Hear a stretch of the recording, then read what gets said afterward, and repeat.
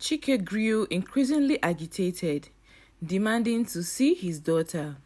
But the hospital staff seemed evasive, always finding excuses. On the third day, Ada ran out of patience. She begged and pleaded, but no one could give her a clear answer. Once upon a time, in the small bustling village of Umuaka in southeastern Nigeria, life followed a rhythm that was both predictable and comforting.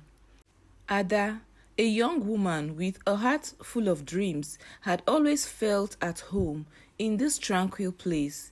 She and her husband Chike had waited eagerly for the birth of their first child. On a humid evening, Ada felt the first pangs of labor. Chike, ever attentive, helped her into their old rickety car and drove her to the nearest hospital in the town of Eziama, several miles away.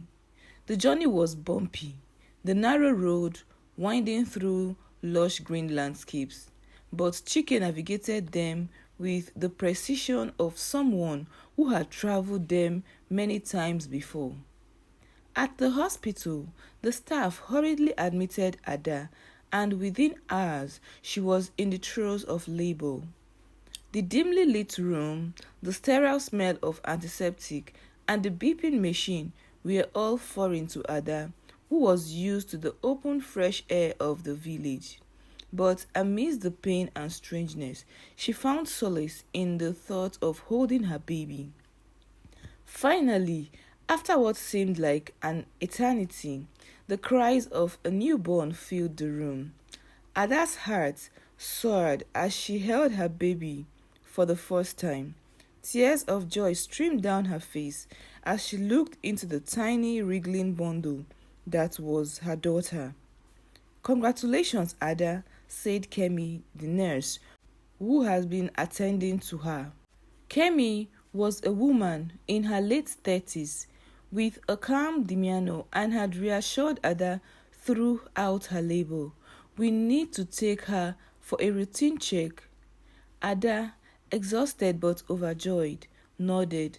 She watched as Kemi gently took the baby from her arms and carried her away. Little did she know it would be the last time she would see her child for many years. Hours turned into days, and Ada's initial joy turned into growing concern. Every time she asked about her daughter, she was met with vague answers and false reassurances. "The baby is fine, she just needs a bit more care," they would say. Chike grew increasingly agitated, demanding to see his daughter. But the hospital staff seemed evasive, always finding excuses. On the third day, Ada ran out of patience. She begged and pleaded, but no one could give her a clear answer. Then Kemi disappeared.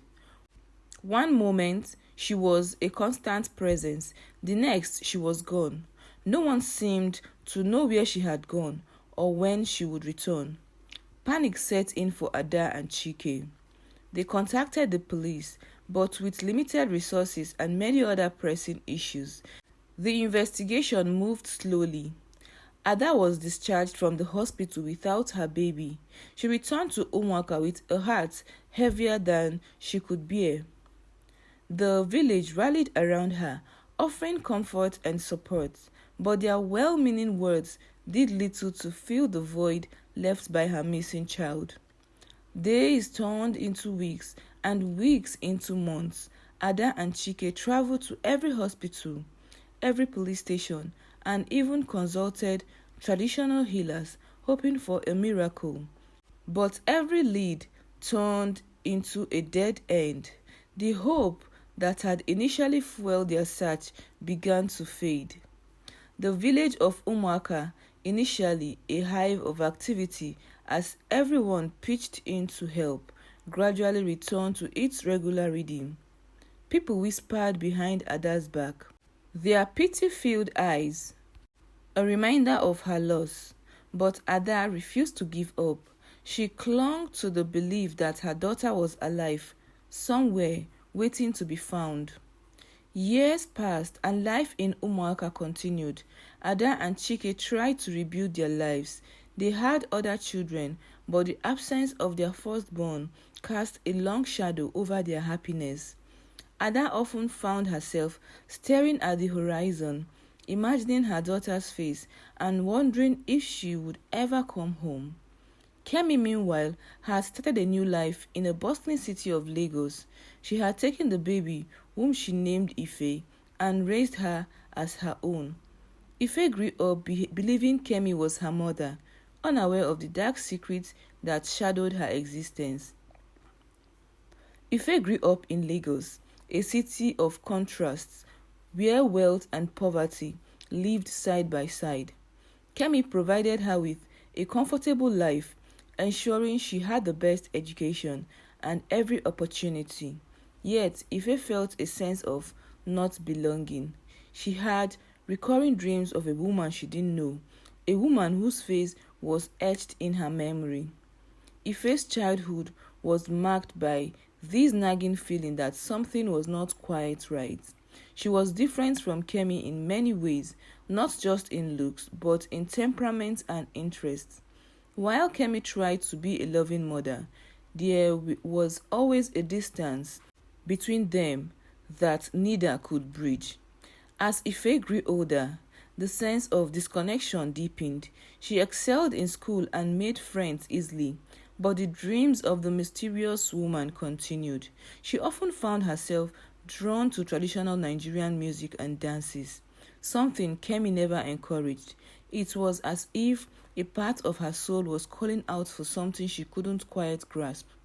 One day, while rummaging through some old papers in Kemi's room, Ife stumbled upon a photograph. It was a picture of her as a baby, but the background was unfamiliar. When she asked Kemi about it, Kemi's reaction was uncharacteristically harsh and defensive. "Those are just old memories," Kemi snapped, snatching the photo from Ife's hand. "Forget about them." But Ife couldn't forget. The photo and Kemi's reaction only fueled her curiosity. She knew there was more to her story than she had been told. One fateful day, Ife met an old family friend of Kemi, a woman named Auntie Amaka.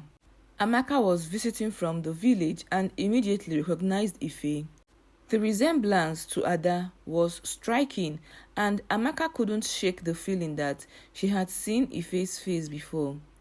"Are you sure Kemi is your mother?" Amaka asked Ife one evening, her voice filled with doubt and curiosity. Ife was taken aback. "Of course she is. Why would you ask such a thing?"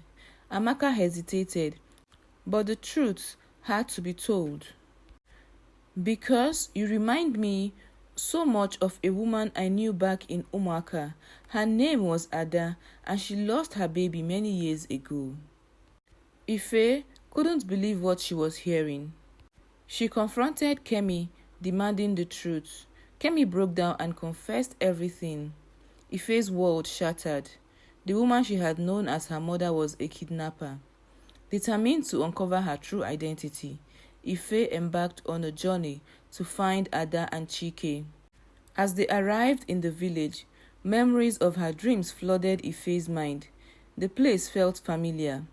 When Ada saw Ife standing at her doorstep, she felt an inexplicable connection. Tears welled up in her eyes as she recognized the features of the baby she had lost.